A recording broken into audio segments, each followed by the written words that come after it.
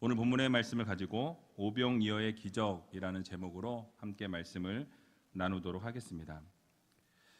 아마 오늘 본문은 여러분들이 모두 다 잘 아시는 오병이어의 기적에 대한 말씀입니다. 어렸을 때부터 교회 다니신 분들은 아마 이 말씀을 여러 번 들으셨을 거예요. 오병이어 이 기적의 사건을 아마 모르시는 분이 교회를 다니셨다면 다 아시리라 생각합니다. 이 사건은 마태복음, 마가복음, 또 누가복음, 요한복음 이렇게 4복음서에 다 서술하고 있을 만큼 유명한 사건입니다.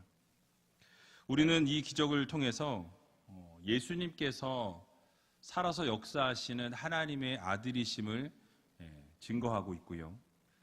또 이 본문 사건을 통해서 영적인 양식만 공급해 주시는 분이 아니시오 육적인 양식도 공급해 주시는 주님이심을 우리들에게 교훈하고 있는 것을 보게 됩니다.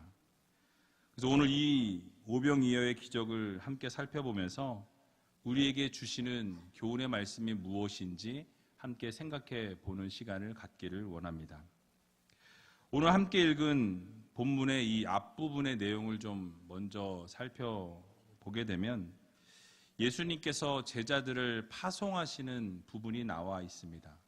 둘씩 짝을 지어서 예수 그리스도의 복음을 증거하고 예수 그리스도의 그 사랑을 전파하는 사역들을 위해서 제자들을 파송하는 모습이 나타나 있습니다.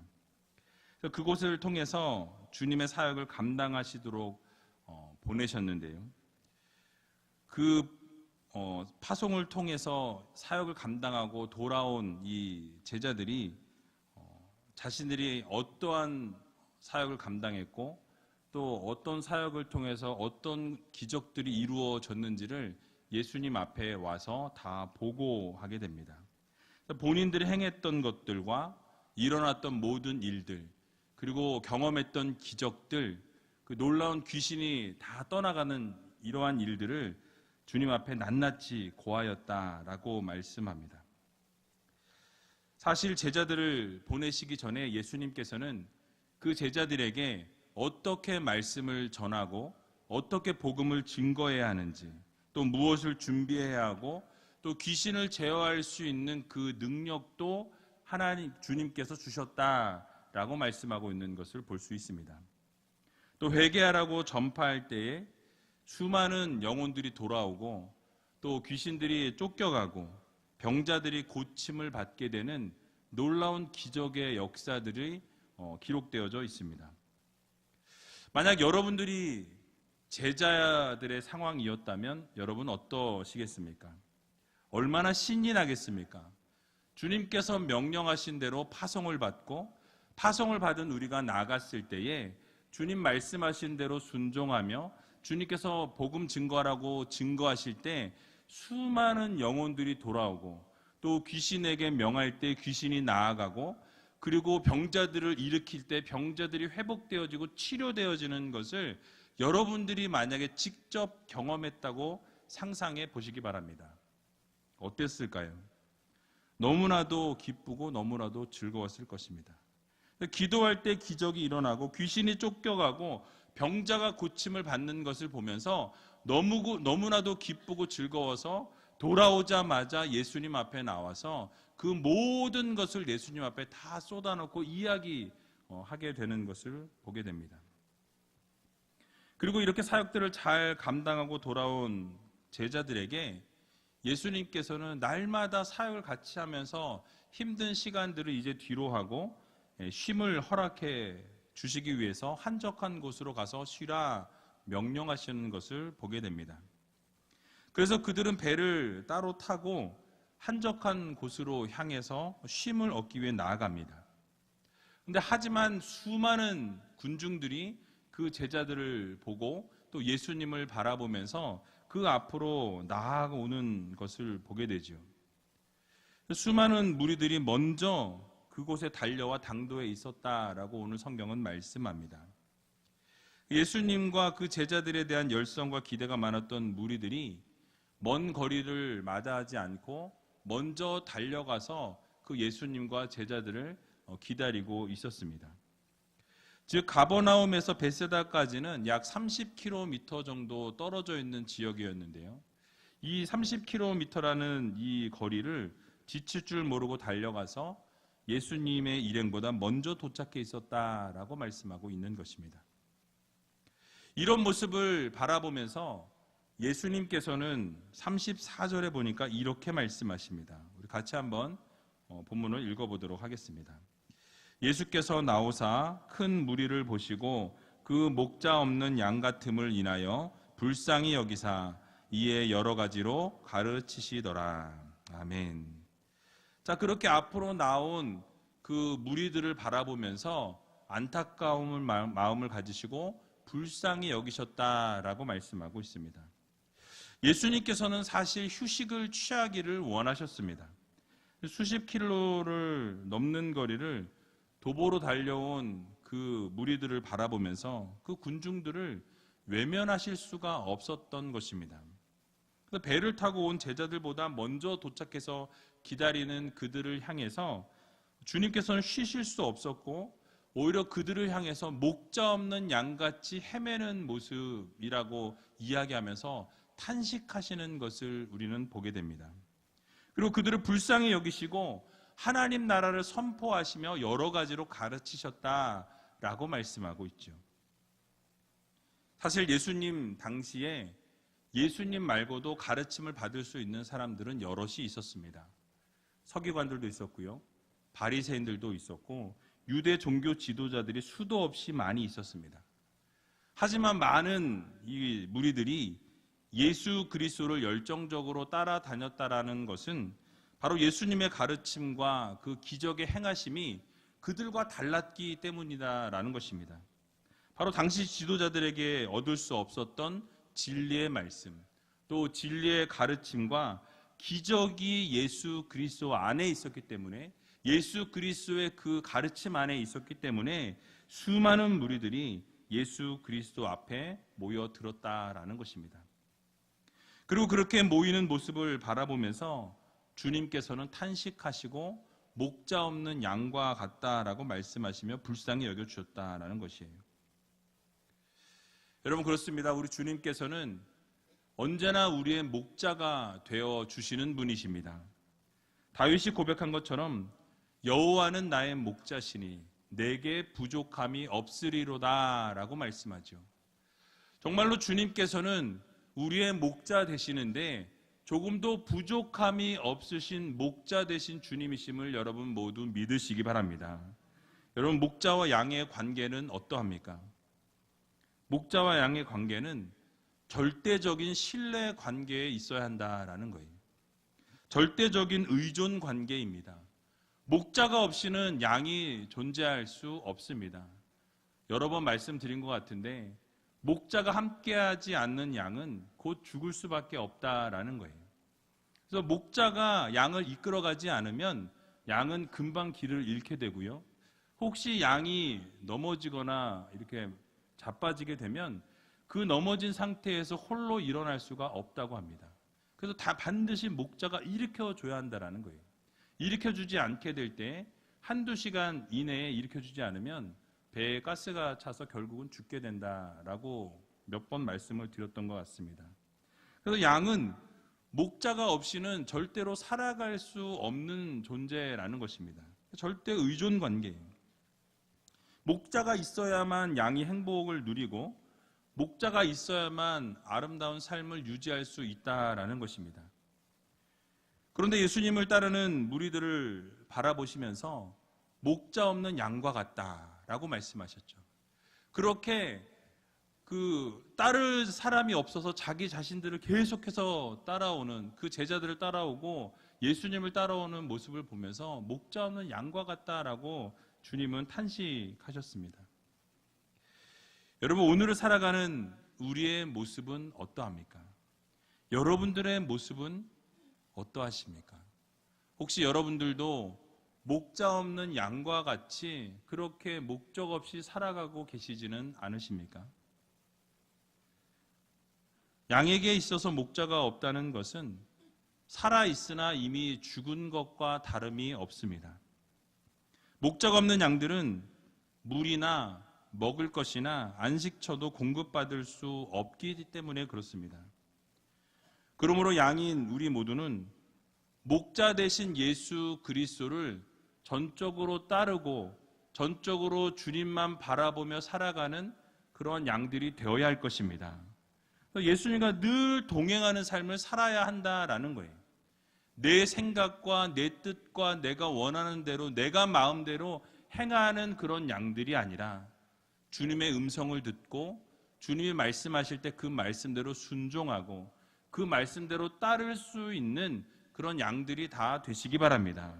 그래서 주님께서 우리를 바라보실 때 목자 없는 양과 같다라고 말씀하시면서 탄식하는 우리가 아니라 우리가 주님 안에 거하고 주님이 우리 안에 거하실 수 있도록 날마다 주님과 동행하고 목자 되신 주 예수 그리스도를 바라보고 주님과 함께 삶을 살아갈 수 있는 저와 여러분들이 다 되시기를 주님의 이름으로 간절히 축원을 드립니다. 두 번째 부분은 35장 5절에서 37절까지로 무리를 먹이지 못하는 제자들에 대해서 말씀하십니다. 예수님께서 열심히 가르치시다 보니까 이제 날이 저물게 됩니다. 날이 저물게 되었을 때에 제자들이 예수님께 나와서 모인 무리들을 보내어서 이 촌과 마을로 가서 먹을 것을 사 먹게 하소서라고 이렇게 말씀하지요. 그때 주님께서 뭐라고 대답하십니까? 37절에 보니까 이렇게 말씀합니다. 우리 같이 한번 읽어보겠습니다. 대답하여 가라사대 너희가 먹을 것을 주라 하시니 여짜오되 우리가 가서 200데나리온의 떡을 사다 먹이리이까. 자, 여러분 어떤 대화가 지금 오고 가고 있습니까? 예수님께서 제자들에게 너희가 먹을 것을 주라, 너희가 그것을 공급하라, 너희가 채우라 라고 말씀하고 있습니다. 이 말씀을 들은 제자들은 큰 충격에 빠지게 됩니다. 왜냐하면 모인 사람의 숫자가 남자 성인만 5,000명이 되었다라고 성경은 말씀하고 있습니다. 그리고 여자와 아이들까지 합하게 되면 한 2만 명이 넘었을 것이다 라고 학자들은 추정합니다. 그러니까 최소 2만 명 이상이 그곳에 모여 있었다라는 사실이에요. 여러분, 그렇게 주님께서 말씀하실 때 그들이 했던 것이 무엇입니까? 인간적인 머리로 계산기를 두들기기 시작합니다. 그리고 계산기를 두들겨 보니까 아니 이 사람들을 다 먹이려면 최소한 200데나리온이 필요한데 이것을 어떻게 해결할 수 있겠습니까? 못한다라는 이야기예요. 그 당시 한 데나리온이 성인 노동자가 하루 일해서 받는 일당이었습니다. 그래서 오늘날의 금액으로 환산을 해보면 하루 일당을 약 7만 원으로 계산했을 때 1,400만 원의 금액이 된다라는 것입니다. 여러분 결코 작은 금액이 아닙니다.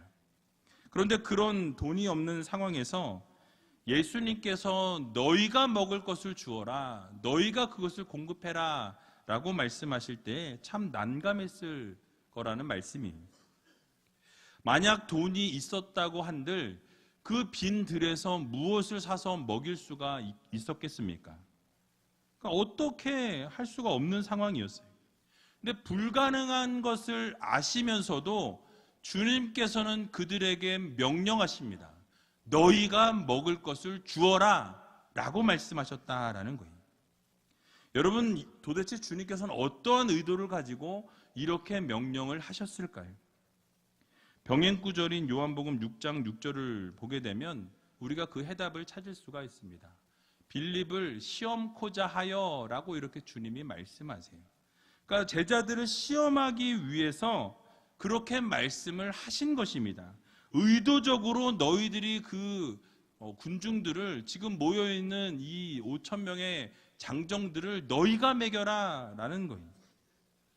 분명히 예수님께서 앞에 말씀드린 것처럼 제자들을 보내어서 수많은 사람들을 고치시고 그들을 돌아오게 하시고 그들이 정말 귀신이 쫓아내어지는 귀한 역사를 이루셨고 많은 기적을 베푸셨습니다. 그럼 제자들이 어땠습니까? 너무나 기쁘고 너무나 즐겁고 하나님의 살아계심과 예수 그리스도께서 주신 그 권위와 능력을 가지고 모든 것을 행했기 때문에 예수님은 정말 하나님의 아들이시구나 라는 것을 깨달았을 것입니다. 그런데 여러분, 그런 기적을 경험했던 그들이 어떻습니까? 하나님께서 말씀하신 그 기적을 그대로 이루지 못했다라는 거예요. 기적을 체험하고도 결정적인 이 순간이 되어서 인간적인 계산을 하고 있었다라는 사실이에요. 여러분, 혹시 우리의 모습 가운데도 이런 모습이 있지는 않으신지요? 하나님의 전능하심을 날마다 선포하고 날마다 주님의 놀라우신 사랑 안에 거하면서 주님의 그 기적을 매일매일 경험하며 살아감에도 불구하고 그것이 기적일진데, 그렇게 기적을 체험하고서도 우리는 어려운 일이 생길 때, 힘든 일들이 일어날 때 결정적인 순간이 되면 하나님은 온데간데 없고 내가 그 일을 행하고 있고 내가 그것을 감당하고자 하는 우리의 모습이 있지는 않은지 돌아보아야 할 것입니다. 혹시 인간적인 방법과 생각으로는 도저히 있을 수 없는 일이 여러분 앞에 놓여 있을 때에 오병이어의 기적을 만드시는 예수님을 여러분 마음 깊이 새기시면서 정말로 예수님은 참 하나님의 아들이심을 깨닫고 기적을 베푸시는 전능하신 하나님이심을 여러분 믿으시고 정말 하나님의 놀라우신 능력과 은혜를 날마다 경험하며 살아갈 수 있는 여러분들이 다 되시기 바랍니다. 예수님께서는 영적인 것뿐만 아니라 육적인 것들도 채워주시는 주님이십니다. 그러므로 앞으로 어떤 어려움과 고난이 찾아올지라도 우리 주님께서 반드시 기적을 베풀어 주실 거라는 이 사실을 여러분 믿으시고 전적으로 주님을 바라보심으로 귀한 기적을 경험하며 살아갈 수 있는 저와 여러분들이 다 되시기를 주님의 이름으로 간절히 축원을 드립니다. 마지막으로 세 번째 부분에 보면 38절에서 44절까지 제자를 통해 배불리 먹이신 예수님에 대해서 말씀하십니다. 예수님께서 결국 너희에게 떡이 몇 개가 있느냐라고 물으십니다. 가서 알아보니까 떡 5개와 물고기가 2마리가 있다라고 와서 보고하게 됩니다. 그러자 예수님께서 제자들에게 명령하셔서 사람들을 떼를 나누어서 앉히라라고 말씀하십니다. 그래서 혹은 100명을 혹은 50명을 이렇게 떼로 나뉘어 앉히게 됩니다. 그리고 예수님께서 이제 떡 5개와 물고기 2마리를 가지고 하늘을 우러러 하나님 앞에 축사하고 기도하신 이후에 그것을 떡을 떼어서 나누어 주라라고 말씀하시죠. 또 물고기 2마리도 모든 사람에게 나누어 주셨다라고 말씀합니다. 그럴 때 어떠한 기적이 일어나게 됩니까? 그 모든 사람들이 다 먹고도 배불리 먹고도 12광주리가 남게 되는 놀라운 기적의 역사가 일어나게 되었다라는 것입니다. 여러분, 이 얼마나 놀라운 기적입니까? 예수님을 통해 말씀으로 영적인 것을 충만하게 채운 사람들에게 이제는 육적인 필요도 주님께서 아시고 그 육적인 것도 주님께서 채워주셨다라는 것입니다. 이게 여러분들이 믿어지십니까? 여러분들의 그 지식으로, 여러분들의 이성으로 생각해보면 어떻게 이런 일이 가능하냐라는 것이에요. 여러분, 다른 어떠한 방법으로도 이것은 설명할 길이 없습니다. 오직 예수님께서 기적을 베푸셨다라는 것 외에는 다른 것으로 설명할 수가 없다라는 거예요. 그러므로 여러분, 믿는 자에게 주님께서 기적을 베풀어 주시는 분이심을 여러분 모두 믿으시기 바랍니다. 기적을 믿는 자들에게는 하나님께서 반드시 그 기적을 베풀어 주신다라는 말씀이에요. 그렇습니다. 기적은 믿는 자들에게만 가능한 것입니다. 예수님께서 축사하신 이후에 그것을 나누어 주라 말씀하실 때 만약에 제자들이 그것을 믿지 못했다라고 한다면 여러분, 그것을 어떻게 나누어 줄 수 있었겠습니까? 만약에 나누어주라 말씀하실 때 의심하였다면, 아니 주님 이것을 나눠주다가 어떻게 되겠습니까? 욕먹습니다. 여기 앉은 사람들을 좀 보십시오. 100명씩 50명씩 수천 명이 앉아있는데 어떻게 이것을 떡 5개와 물고기 2마리로 이걸 어떻게 사람들을 나눌 수가 있겠습니까? 믿음이 없었다면, 기적을 믿지 못했다면 분명히 나누어줄 수 없었을 것이라는 거예요. 여러분 또 상상해 보시기 바랍니다. 만약에 이것을 나눠주는데 그냥 그대로 떡 5개와 물고기 2마리가 있었다면 예수님이 체면이 뭐가 되겠습니까? 그동안 예수님을 따랐던 사람들은 아마 예수님이 다 거짓말이었다라고 돌아갔을지도 모른다라는 거예요. 거기다 그 자리에 앉아있던 사람들은 어땠습니까? 배가 고파서 신경이 예민해져 있었을 것입니다.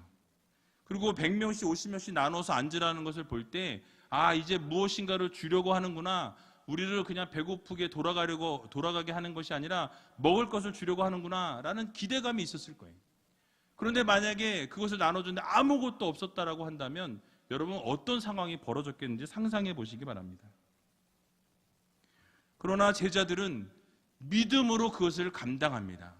주님께서 나누라 말씀하실 때 그것을 믿음으로 가지고 나누었더니 거기 앉아있는 모든 사람들이 그 떡과 물고기를 맛보고 배불리 먹게 되는 놀라운 기적의 역사를 이루게 되었다라는 말씀입니다. 제자들이 믿음으로 순종할 때, 믿음으로 나아갈 때 기적을 경험했던 것처럼 우리의 삶 가운데도 주님이 말씀하실 때 우리가 그 말씀 그대로 순종하면 기적을 이룬다라는 이 사실을 여러분들 모두 믿으시기 바랍니다. 그런데 우리가 잊지 말아야 할 한 가지가 있습니다. 그것은 이 떡 5개와 물고기 2마리를 헌신한 손길을 기억해야 할 것입니다. 오늘 본문에 나오고 있지는 않지만 요한복음 6장 9절을 보게 되면 이렇게 말씀합니다. 우리 같이 한번 읽어보도록 하겠습니다. 여기 한 아이가 있어 보리떡 5개와 물고기 2마리를 가졌나이다. 그러나 그것이 이 많은 사람에게 얼마나 되겠삼나이까. 아멘. 우리는 이 아이에 대한 정보를 전혀 알 수가 없습니다. 어떤 아이인지 이름도 나오지 아니하고 설명도 나오지 않는 것을 보게 됩니다. 모르긴 몰라도 예수님께서 이적과 기적을 베푸시는 것을 보면서 단순히 그저 따라다녔던 아이인지, 또는 그 놀라우신 은혜와 가르침과 기적을 바라보면서 정말 그것을 사모하면서 따라다녔던 아이였는지 성경은 말씀하고 있지 않습니다. 하지만 우리가 추측할 수 있는 것은 바로 물고기 2마리와 떡 5덩어리를 가지고 있는 것을 볼 때에 아마 그 예수님의 가르침을 따라다니는 것을 어머니가 지지해주고 축복해주면서 이렇게 도시락을 쌓아주지 않으셨을까라는 추측을 해볼 수가 있습니다. 그렇다면 그 음식은 누구의 것입니까? 그 아이 것이라는 거예요. 그 자신이 먹어야 될 음식, 자기도 지금 배가 고픈 상황 가운데 놓여 있었지만은 그 음식을 내어 놓으라고 할 때에 그것을 아낌없이 드렸다라는 것입니다. 여러분, 그 아이 혼자만의 것이었습니다. 누구와 나누어 먹으라고 어머니가 싸준 것이 아니었다라는 거예요. 어쩌면 혼자 그 도시락을 먹을 수도 있었을 것입니다. 또 그 자리에 있던 사람들 중에서도 먹을 것이 있는 사람이 있었을 수 있다라는 거예요. 그런데 내놓지 않습니다. 그런데 이 작은 아이는 그 먹을 것을 내어 놓았다라는 말씀이에요. 자신의 음식을 숨기지 않고 모두 헌신하고 드릴 때에 그 자리에 있었던 5천 명의 장정들, 또 2만 명 이상의 사람들이 음식을 먹고 나눔이 있는 놀라운 기적의 시발점이 바로 이 어린 아이 하나의 헌신을 통해서 이루어졌다라는 말씀이에요. 우리들에게도 이러한 상황들이 찾아오게 됩니다. 우리의 손에 작은 것이 있습니다. 그리고 그 작은 것은 아무것도 할 수 없는 연약한 것이고 부족한 거예요. 하지만 드러내지 못하고 나타낼 수 없을 만큼 부족하고 연약하지만 우리가 정성으로 하나님 앞에 드리게 될 때에, 또 하나님이 말씀하고 찾으실 때에 희생하고 헌신하고 봉사하고 드리게 되면 하나님께서 반드시 놀라운 것으로 채우시고 기적을 베풀어 준다는 사실을 여러분 모두 믿으시기 바랍니다. 그러므로 사랑하는 의지의 성도 여러분, 우리는 이 어린아이와 같이 자신이 가지고 있는 연약한 것들도 주님 앞에 드릴 줄 아는 믿음을 가져야 합니다. 이것이 얼마나 도움이 되겠어? 이 작은 것이 무슨 도움이 되겠어? 라고 드리지 않았다면 아무런 기적도 맛볼 수 없었을 것입니다.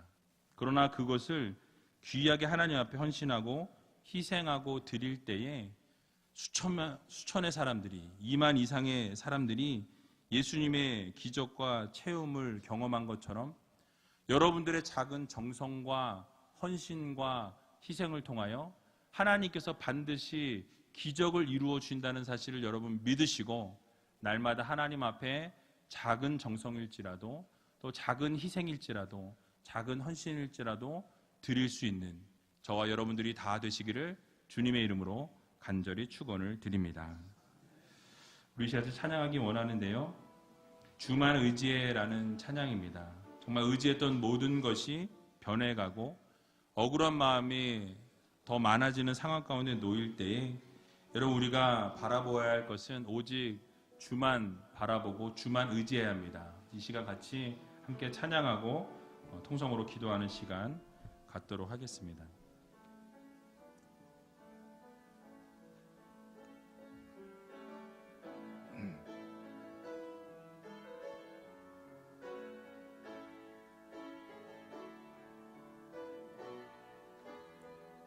의지했던 모든 것, 의지했던 모든 것 변해가고 억울한 마음은 커져가네.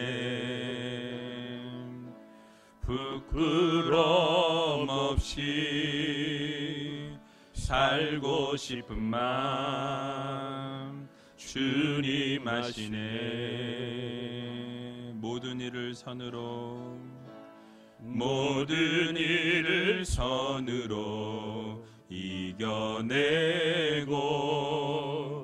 죄의 유혹을 따르지 않네.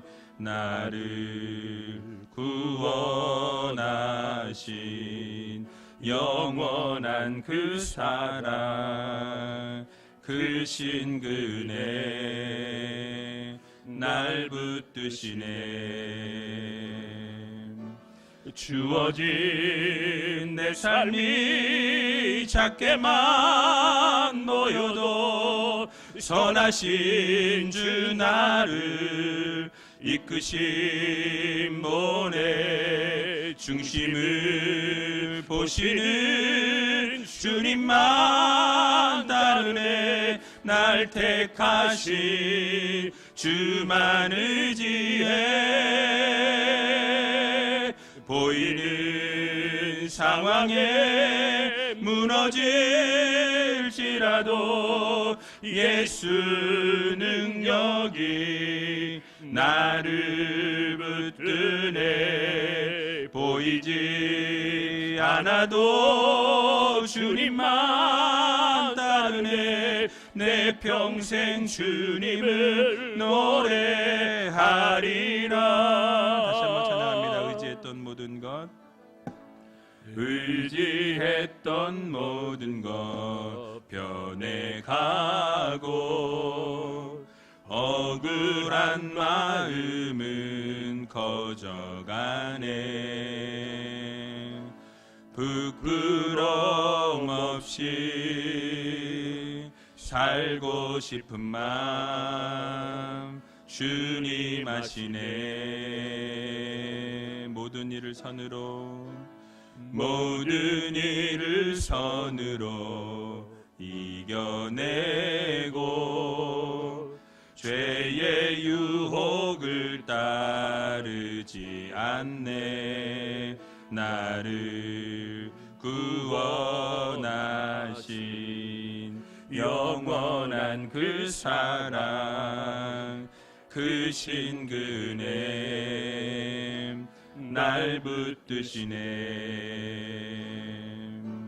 주어진 내 삶이 작게만 보여도 선하신 주 나를 이끄신 분의 중심을 보시는 주님만 따르네. 날 택하신 주만 의지해.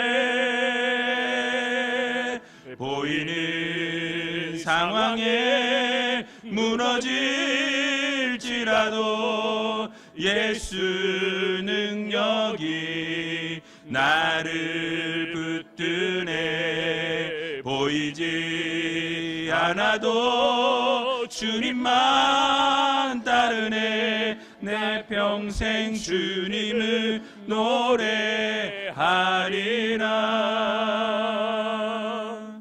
우리 이 시간 다 같이 눈을 감고 함께 기도하며 나아갈 때, 하나님, 우리의 모습 가운데 혹시 목자 없는 양과 같이 헤매고 있는 무리와 동일한 삶을 살고 있지는 않은지 정말 하나님께서 불쌍히 여겨주시고 우리의 모습을 바라보면서 정말 주님을 신뢰하고 주님만 따르라 말씀하시는 주님의 음성 듣고 오직 주님만 바라보며 걸어나갈 수 있는 믿음의 백성들 되게 해달라고 여러분 기도하시기 바랍니다. 또 무리를 먹이지 못하는 제자들을 향하여 말씀하신 주님의 말씀을 기억하면서 우리는 혹시 인간적인 계산을 하고 있지는 않은지 정말 하나님의 놀라우신 기적을 경험하며 베푸시고 전능하신 하나님을 믿고 나아간 성도가 되어야 할 텐데 여전히 나의 생각대로, 나의 고집대로, 내가 원하는 대로, 내가 바라는 대로 그렇게 살아가고 있지는 않은지 우리 자신을 돌아보는 시간이 되었으면 좋겠습니다. 우리가 오병이어의 기적을 원한다면 정말 하나님의 말씀하실 때 그 말씀대로 순종하고 그 말씀대로 믿음으로 나아갈 때 기적을 경험하게 된다고 말씀드렸습니다. 우리 시간 함께 기도하며 나아갈 때 하나님 기적을 경험하기를 소원합니다. 하나님 말씀하실 때 그 말씀대로 순종함으로 하나님의 놀라우신 기적과 역사를 경험하며 살아가는 귀한 자녀들이 되게 해달라고 여러분 기도하시기 바랍니다. 또 작은 것이지만 하나님 앞에 믿음으로 드릴 때 놀라운 기적 역사를 경험했던 것처럼 우리도 하나님 앞에 작은 정성을 올려드릴 때 하나님의 놀라우신 능력과 은혜와 기적이 오늘 우리 시간 가운데 나타나는 귀한 역사를 허락해 주시라고 함께 통성으로 기도하며 나아가는 시간 갖도록 하겠습니다. 기도하겠습니다.